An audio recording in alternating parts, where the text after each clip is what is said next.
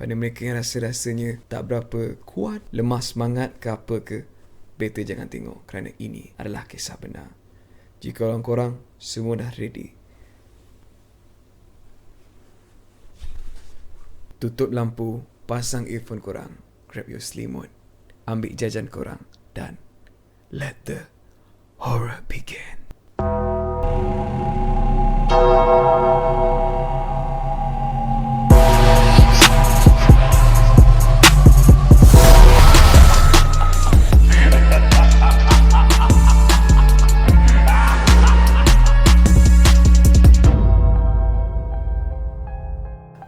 Ikali tergamam memandang satu point dekat satu arah dekat area taman permainan itu. Apa yang Ikali nampak adalah pocong lah, senang cerita. Hantu bungkus favourite ramai. Hantu spesies ni lah yang sebenarnya Ikali paling sensitif. Tapi dia tengok kat meter, tunjuk kat situ 80 km sejam. Hampa tak rasa ke? Kereta ni macam berat.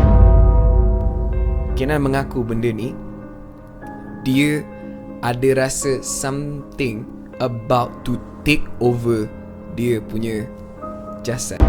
Ketika itulah Kenan mula mengilai. Mengilai itu sambil diselang-seli dekat belakang ni, aku dengar bunyi ni. Tiba-tiba je Kenan dalam keadaan mengilai dengan mata dia yang macam tu, macam terapaan kiri kanan.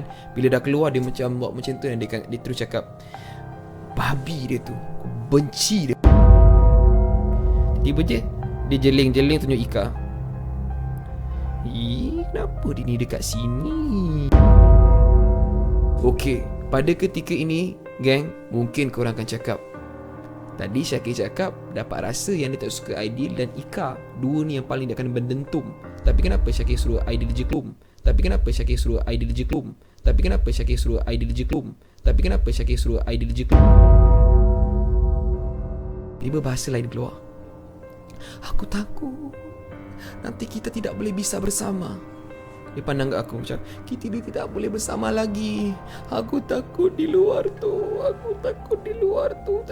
Menurut pada cerita Ikali, banyak kali sebelum aku bangun tu pun Kenan asyik cakap ada something dekat luar tu yang dia sangat tak suka dan digerun. Visual yang aku dapat selepas kejadian ini, apa yang aku nampak adalah satu susuk tubuh yang dia taklah tinggi sangat, tapi dia setinggi pintu, tapi dia lebar, besar, berwarna hitam, memang terpacak dekat depan pintu studio ni. Bilik Kenan bertutup dan aku dengar yang lebih kuat.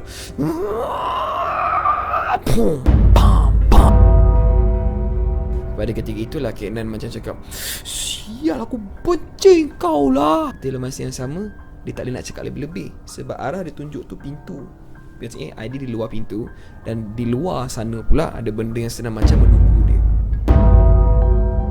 This auntie, this perawat memang kenal dengan Kenan. Kenan tiba-tiba cakap bahasa lain, bahasa yang aku pun tak faham. Arahan-arahan telah diberi oleh perawat tersebut untuk Ikali membantu ambil beberapa batang pen, letak di celah-celah jari kaki Kenan.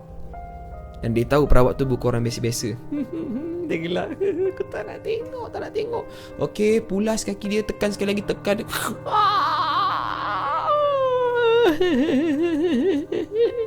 Dia tak nak pandang video call tu. Dia baring. Dia berjalan ke belakang macam tu apa semua. Sampai part hayya 'alas salat.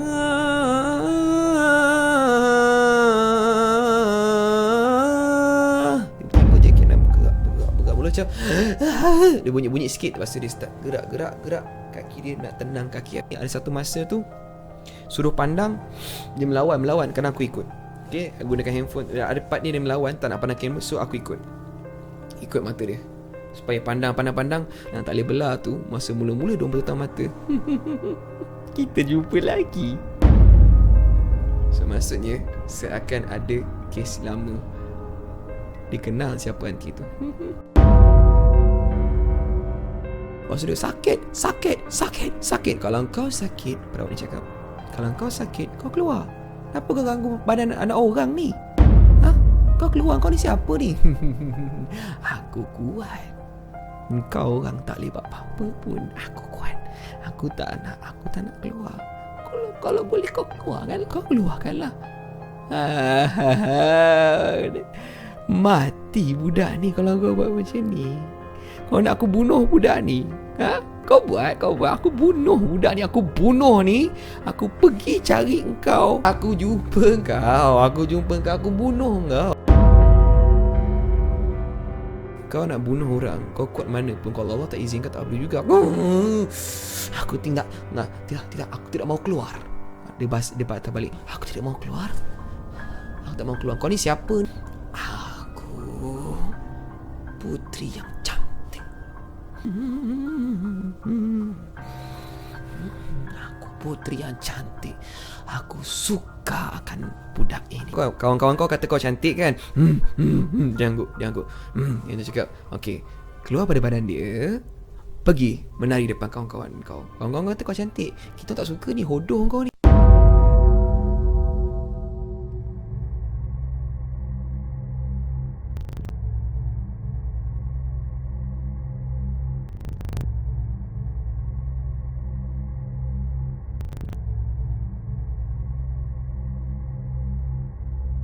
Tapi dalam keadaan dia berbahasa Indonesia ni apa semua, aku mula dapat detect guys, yang sebenarnya ni aku yakin yang ada dekat dalam Kek Nan bukan satu benda, bukan dua, tapi ada 3 benda yang perform.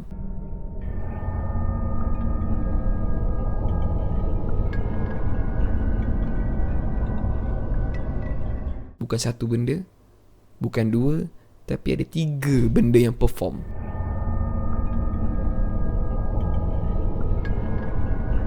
Dekat dalam Kek Nan bukan satu benda, bukan dua, tapi ada 3 benda yang perform. Tapi ada 3 benda yang perform. Tapi ada 3 benda yang perform. Tapi ada 3 benda yang perform. Sekejap.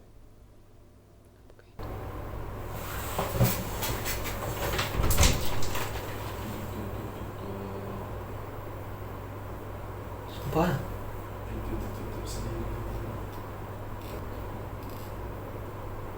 Sebab aku tengah dedahkan pasal dia tau.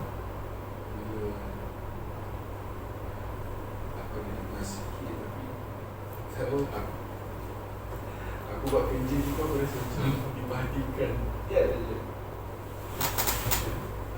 Tak, cara tutup tu bukan tutup angin. Apa rasanya?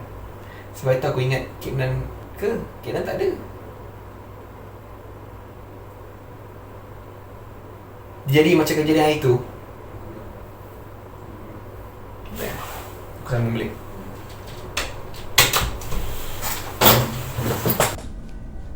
Okay, korang nak percaya, korang percaya. Kalau korang tak nak percaya, itu terpulang. Bilik istirahat Kek Nan tak ada kat sini tau. Baru saja dihempas. Hempas kerana angin ada 2. Kuat, bam, terus tutup hempas. 1, perlahan tapi tak kata tutup. Benda ni pernah jadi. Saya borak dengan ID Rossi. ID lah dekat sini. Dia tengah edit video untuk Double Z. Pernah jadi sebelum ni. Kita orang borak pasal Kek Nan. Kek Nan masa tu dah 5 hari tak ada dalam studio. Aku dengan ID tengah borak pasal Kek Nan. Kita tengah buat lawak pasal Kek Nan. Kita usik-usik lah. Bukan kita orang kutuk ke apa. Tidak. Kita kata amannya Kek Nan dah lama tak datang sebagainya. Lepas tu kita borak pasal Kek Nan. Sedang kita orang borak, bam, Pintu kalau bam, tandanya daripada belakang tutup terus hempas betul.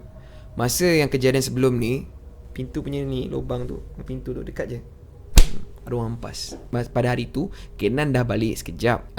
Kek Nan keluar rupanya pergi jumpa member dia. Dan aku tak tahu pula Kek Nan tak ada dalam studio. Dan aku ingat Kek Nan tutup pintu sebab gaya dia memang macam orang tutup.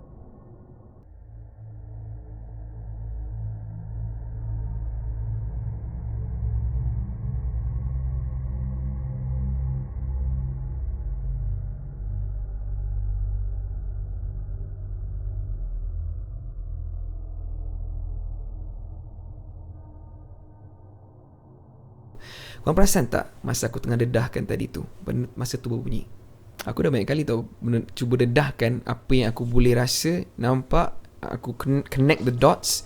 Aku orang yang macam tu tau. Dan aku tahu, dan aku yakin untuk cerita apa sebenarnya. Aku takkan terus cerita.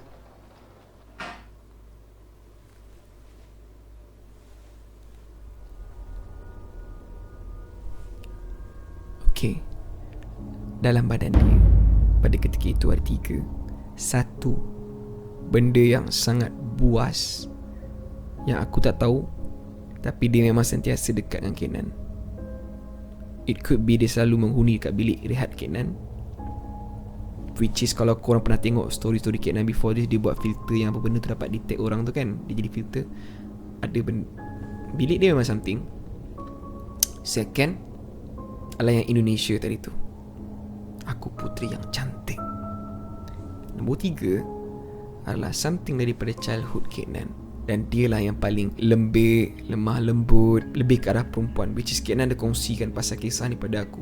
Sebab Kenan ni sangat tomboy tau, dia sangat kasar dan sebagainya, sampai ada satu momen dalam kehidupan dia. Ni cerita kat aku aku share dengan korang. Ada something tu, dia kenal, dia jumpa ke apa benda ke, macam berkawan dengan dia, menjadi rapat. Selalu kalau dia pergi pun dia tahu benda tu ikut dia. Seronok benda tu berkawan dengan Kenan lama, dan menyebabkan sedikit sebahagian pada benda dia kawan tu yang menyumbangkan ke arah keperempuanan lemah lembutnya dan manjanya Kenan juga. So pada ketika performance itu, ritual itu ataupun exorcism itu, rawatan itu berlaku, pasal itulah 3 ni menampakkan diri. So aku rasa yang Indonesia tu je aku tak pasti. Aku tak pasti yang mana satu sebenarnya datang daripada Ikali punya rumah. Boleh jadi juga rumah Ikali, atau yang memang ikut dalam kereta, atau yang memang dalam bilik dia. Sepanjang rawatan itu, masa nak halau keluar tu, aku tak nak keluar. Ada macam 3 perspektif yang berbeza. Satu tak nak keluar, satu memang nak keluar dah tak tahan, dan satu lagi mencabar. Dan again and again aku rasa benda ni marah. Dan lepas tadi sebab aku cerita yang dia ugut untuk membunuh. 3 ini menunjukkan satu benda yang mereka sangat takut. Mereka juga bukan setakat degil untuk keluar, mereka takut untuk keluar sebab ada sesuatu yang tunggu dekat depan pintu ni. Dan itulah yang visual aku dapat, yang aku cerita kat korang. Dia besar, abang long kawasan, nak kata terlampau tinggi tapi lebih pada besar. Dia sedang lalu lalang dan dia tak suka buat kacau. Sebab di sini tak kacau orang. Akhirnya perawat ni minta tolong siapa yang kat sana, Ika ke Syakir pun kalau boleh, ada boleh baca-baca sikit. Barulah guys, pada ketika itu aku pun tak tahu aku punya otak aku sendiri kat mana. Aku pun sendiri distracted, antara sedar tak sedar. Barulah aku sedar guys, bila dia minta tolong. Tolonglah kalau tahu sedikit baca-bacaan, tolong baca sekali. Barulah aku auzubillahi minasyaitonirrajim, Allahu la ilaha illa huwal hayyul qayyum. Aku start baca, and then bismillahi masyaallah. Yang tepuk dekat belakang tu pun aku buat. Memang beberapa kali dia aku tepuk dia, aku bismillahi masyaallah, tepuk belakang dia. Lepas tu dan masa yang sama ikut tolong baca, dan aku tolong tekankan dan sebagainya. Allahu Akbar, stop, tarik. Tapi kau kena tahu, mana-mana part yang macam mendekati bahagian-bahagian tubuh wanita yang tak sepatutnya aku sentuh, memang akan diberi pada Ika. Tapi most of the time Ika pegang kaki Kenan dan dia tekan. Sampai satu level aku tahu sebenarnya yang bercakap tu adalah Kenan sebenar, tapi aku tak nak dengar juga. Tolonglah Syakir, tolonglah. Dia cakap macam biasa. Aku tak tahan Syakir, tolong buka pen ni. Aku tak tahan lah. Aku rasa nak mati dah. Sebab aku faham Kenan pun sebenarnya in the life, kalau dia tak tahan, dia serabut dengan sesuatu, dia memang boleh.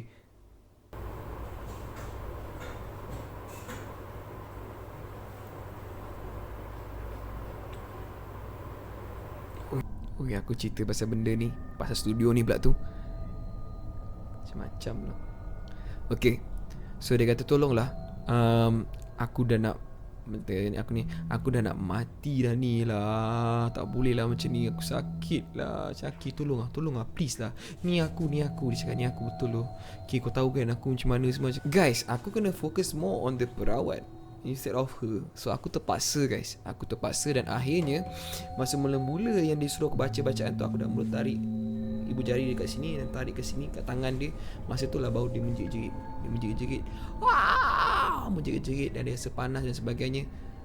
Aku tak tahulah, tapi sebenarnya aku hanya serahkan pada Allah. Aku tak ada ilmu, aku tak belajar apa-apa, tapi selalu involve dengan benda ni. Tapi dah setelah sekian lama tiba-tiba terlibat, and this time melalui perawat anti ni, melalui video call, and bacaan itu diteruskan guys, pukul 4 sampai pukul 5 lebih benda tu tak habis. Bayangkan aku pergi ke bilik rehat Kek Nan itu pada jam 4 lebih, sedangkan kejadian tu berlaku sebelum pukul 4. Now dah pukul 5.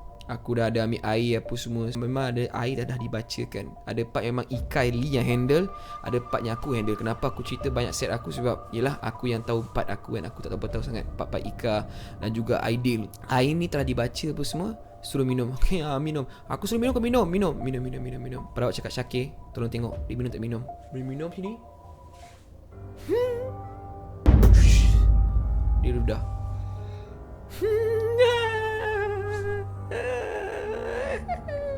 Kau tak boleh buat apa-apa. Dia ni aku punya. Aku suka budak ni. Aduh guys, setiap kali aku lakonkan balik ada benda je. Sampai satu masa memang betul Ika dah perform habis. Ika dah lembik guys. Pegang kaki dekat jari-jari tu, dia letak pen tu semua sekali lagi, tekan bahagian mana pula, dan banyak instruction by the perawat. Okay, untuk menjayakan benda ni memang betul. Setiap kali suruh tekan, okay, baca ni, tekan, pam, tekan, dia menjerit, tekan, pam, dia menjerit. Dan aku lah bismillahirrahmanirrahim, Masya Allah, pam, belakang dia tu menjerit. Masa tu dah memang aku tengok Ika dah terlalu lembik lah. Dan aku pun rasa sakit masa tu. Benda ni dalam keadaan dah macam, tak nak, aku tak nak. Tolonglah, aku merayu, aku tak nak. Menangis. Benda tu menangis lah. Dalam tubuh Kek Nan menangis. Aku tak nak nanti. Dan ada beberapa nama tiba-tiba muncul. Dan benda itu sangat menyeramkan. Aku tak boleh kongsi pada benda ni sebab menyelibatkan aib Kek Nan sendiri dan melibatkan aib orang, nama-nama yang disebut. Kenapa dia perlu untuk jadi macam tu? Kenapa dia perlu untuk ada dalam badan tu dan sebagainya? Ada satu nama yang naik. Ada beberapa nama kecil, tapi satu nama watak ni yang menyebabkan aku alert. Macam, what the heck? Tapi aku tak nak cakap pada korang. Masa itulah agaknya yang triggerkan aku menjadi serius, ke arah lebih serius untuk merawat dia. Kemudian boleh rasa yang tiga-tiga ini mula hilang daripada tubuh dia satu persatu. Tapi yang ugut bunuh tu paling ekstrim. Sebab dia memang tak nak keluar. Yang dua tu nak keluar. Aku mau balik.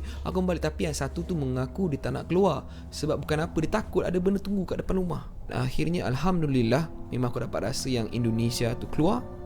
Yang lembik tu pun hilang.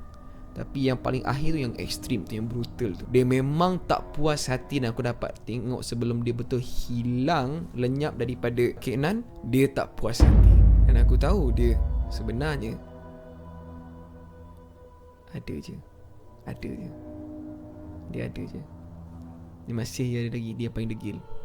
Lama-lama aku kena bagi balik Nan. Dengar tak? Hanan, ya, Nan bangun cakap nanti nak subuh, kita ambil wuduk kat nanti, orang azan subuh nanti kita solat macam tu. Okay, tak boleh solat kalau kau nak macam ni, boleh? Kita ada kerja nanti semua ni. Aku cakap elok. Selepas daripada lembut ke keras, apa semua dah ekstrim gila babi, aku patah balik ke arah lembut. Daripada ketika itu dah baru nampak Kek Nan wake up. Bila aku tengah buat lembut-lembut tu sebenarnya sebab aku nak bagi Kek Nan bangun balik. Kita asyik hadapkan asyik hadap dengan benda tu saja. Okay, kita lupa praktikan kewujudan Kek Nan sendiri kan. Aku cakap lembut-lembut apa semua, ajak solat dan sebagainya, untuk ambil wuduk dan sebagainya, untuk minum air tu balik apa semua. Lantai basah guys, sebabkan dia ludah beberapa kali air yang tu. Baru dia minum, kau penat kan Nan, kita minum air So aku cakap elok. Dan lebih menenangkan bila selang beberapa minit azan subuh berkumandang. Kita orang pun, saya pun dah mandi dah kan. So saya ambil wuduk, saya terus solat. Dan Alhamdulillah Ika, walaupun aku tahu benda tu tak selesa dan tak suka Ika ada. Sebab memang kalau perempuan yang sakit, kau perlukan lagi seorang perempuan yang agak kuat untuk bantu kau. Sebab aku pun bukan siapa-siapa. Aku pun bukan seorang perawat, ada ilmu kapal. Selepas solat subuh pada jam 7 pagi something like that, kita orang borak kat depan. Ada Ika, saya dan Aidil. Okay, Z sambung tidur, Kek Nan sambung tidur lepas main subuh. So bila kita orang discuss balik, aku dedahkan beberapa perkara yang aku dapat visualnya, aku dapat rasa. Semasa aku dedahkan tu guys, aku sakit. Aku start macam ada benda tengah tembak belakang bahu aku ni. Sebab aku pun ada kisah aku yang tersendiri. Tapi itu lain kali kita akan cerita. Kejadian tu berjam-jam. Kek Nan dirasuk sebenarnya bukan satu benda, ada banyak benda pada ketika itu. So Kek Nan ada bangun kemudian. Pada ketika itu aku dah mula masak. Masa aku dah masak tu pun adalah borak-borak biasa je. Tak ada rasa macam takutnya tengok kau ataupun geli ke jijik ke kita nak buat lawak. Benda tak ada. Kita anggap bantu dengan ringan saja. Kek Nan baru teringat, dia kata sorry macam susahkan korang apa semua. Dan Kek Nan menendahkan pada aku. Dia cakap ada 2 benda sepanjang benda tu berlaku dia nampak. Aku bagi tahu bahasa apa yang dia cakap dan sebagainya.